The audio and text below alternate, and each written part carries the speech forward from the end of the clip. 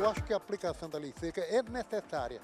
Apesar da dureza de a multa haver dobrado, a irresponsabilidade continua. Acidentes continuam ocorrendo em todo o país, ceifando preciosas vidas humanas. Então, eu concluo que é necessária a rigorosidade da lei e que ela realmente seja cumprida para pobres, ricos, enfim, para aquele que cometer a falha no trânsito, dirigindo de forma irresponsável, alcoolizado. Eu acho que a lei é uma boa coisa para ajudar, né, a evitar acidente. Só eu acho que as penas ainda estão pequenas, porque ainda não está sendo cumprida. Poucos obedecem porque fazem uma besteira, pagam uma fiança e saem normalmente tranquilo. Quer dizer, vão continuar fazendo a mesma coisa. Olha, a lei seca ela foi instituída em 2008, né? Porém, quando foi em 2012, houve uma mudança significativa na lei, né? Ela passou a ser tolerância zero, né? Significa dizer que qualquer quantidade, né, de álcool no sangue, a pessoa está sujeita às penalidades e medidas administrativas previstas no artigo 65, ou seja, não pode mais ingerir nenhuma quantidade de álcool. Ou seja, antes havia uma tolerância onde a pessoa ainda conseguia ingerir uma certa quantidade e não era autuado. A partir de dezembro de 2012, não. Ela passou a ser realmente tolerância zero, ou seja, o Brasil passou a se destacar entre os países mais rigorosos no que concerne a lei seca, né? O que mudou significativamente no comportamento das pessoas é que, num primeiro momento, as pessoas se assustaram, né? Tivemos uma grande quantidade de pessoas autuadas por embriaguez. Mas, no segundo momento, aqui no nosso estado, podemos afirmar que somos referência na fiscalização da lei seca. As pessoas passaram a obedecer, passaram a cumprir o que diz a essência da lei, ou seja, mudou-se o comportamento. As pessoas deixaram seus veículos, estão optando por outras opções, beber em casa, ou então os bares por outras residências. A partir desta versão, né, a pessoa que ingerir bebida alcoólica e tiver índice de 0,005, ele é autuado administrativamente. O que significa dizer isso aí? Ela vai ser autuada no valor de R$ 1.915, né? Se ultrapassar o índice de 0,34 miligrama, aí sim ela vai ser autuada e conduzida à delegacia, onde vai ter a sanção de responder o processo criminal.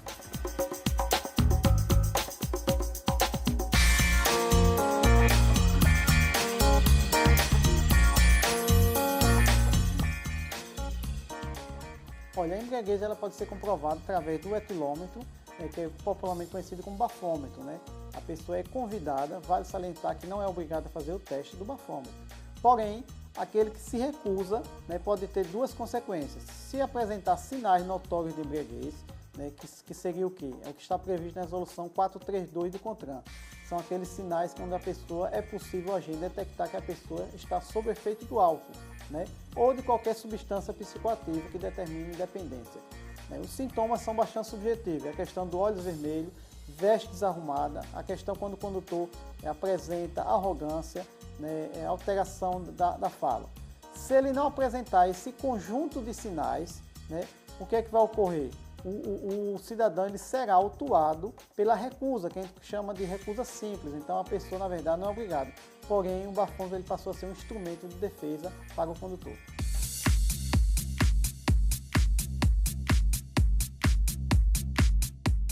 Deveria haver um maior rigor na punição do motorista infrator, de acordo com a falha cometida, com mais rigor, uma pena mais dura, para que ele sinta na pele e que sirva de exemplo para aqueles que continuam teimando, ou seja, bebendo de forma irresponsável, colocando em risco a própria vida, a vida dele e a vida dos outros. Olha, no início havia uma grande quantidade de recusa, né, na questão do bafômetro, mas aí depois da Lei 12.760, onde passou a ser tolerância zero, né, onde o bafômetro, né, apesar de não ser obrigado, ele passou a ser um instrumento de defesa e as pessoas já têm conhecimento que se recusar vai ser autuado, né, e aí vale salientar que a recusa, a autuação é a mesma daquele que é flagrado dirigindo sob influência do álcool, ou seja, R$ 1.915.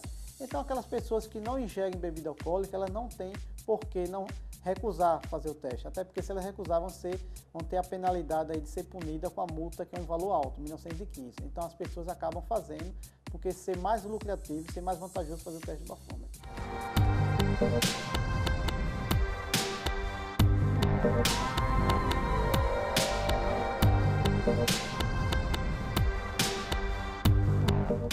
Eu confio na aplicação da pena, se o cara tiver embriagado, ele tem que ser multado. Eu acho que a gente tem que confiar na lei sempre, né? Porque as leis estão aí para serem cumpridas. E se tem, vamos fazer com que elas sejam cumpridas. Precisa haver, na minha opinião, né, precisa haver mais blitz ainda, para que as pessoas realmente mudem a sua consciência e não bebam mais quando estão dirigindo.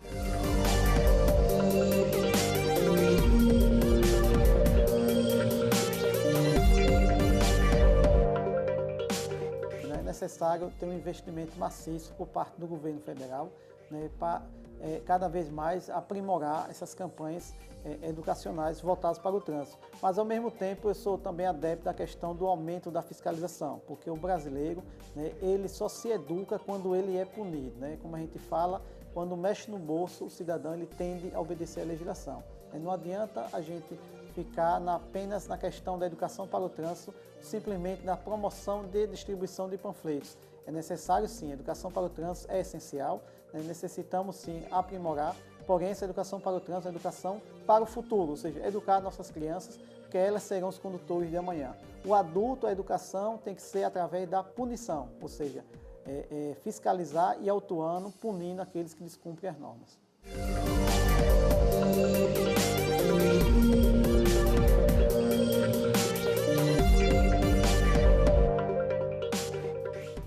O álcool ainda é um grande vilão dos acidentes de trânsito. Se a gente for fazer uma pesquisa aprofundada, vai ser verificado que na quase totalidade dos acidentes de trânsito há a figura, né, do álcool, né? As pessoas ainda insistem em beber e dirigir. Está comprovadamente que a ingestão de bebida alcoólica diminui o reflexo, então a pessoa não vai ter aquela resposta imediata para evitar o acidente de trânsito. Por isso que o CPTRAN hoje ela vem atuando, né, em todo o estado, mas principalmente na capital. Nós realizamos blitz diariamente, ou seja, manhã, tarde e noite, e também as madrugadas, e procuramos intensificar nos finais de semana ou quando há eventos propriamente específicos, tipo da nossa cidade, como exemplo o Carnaval, a questão dos festivais de verão, a questão dos festejos juninos, onde a gente tem uma preocupação maior, porque a gente sabe que recebemos diversos turistas no nosso estado, e muitos deles chegam aqui com o intuito de brincar no seu lazer, mas acabam desrespeitando as normas, somente a questão da lei seca.